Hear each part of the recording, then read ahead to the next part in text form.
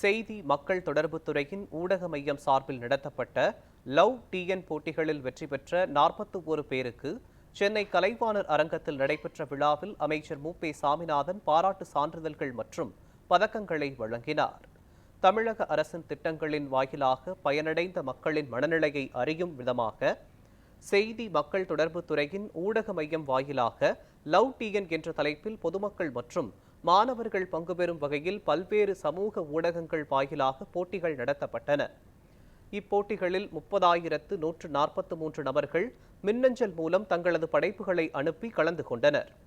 அவர்களில் 130 நபர்கள் வெற்றி பெற்றவர்களாக தேர்வு செய்யப்பட்டனர். இதனைத் தொடர்ந்து ரீல்ஸ் போட்டி, புகைப்பட போட்டி உள்ளிட்ட 6 பிரிவுகளில் போட்டிகள் நடத்தப்பட்டன. இதில் 41 நபர்கள் வெற்றி பெற்றவர்களாக தேர்வு செய்யப்பட்டனர். அவர்களுக்கு சென்னை கலைவாணர் அரங்கத்தில் நடைபெற்ற விழாவில் அமைச்சர் மு.பே. சாமிநாதன் பாராட்டு சான்றிதழ்கள் மற்றும் பதக்கங்களை வழங்கினார்.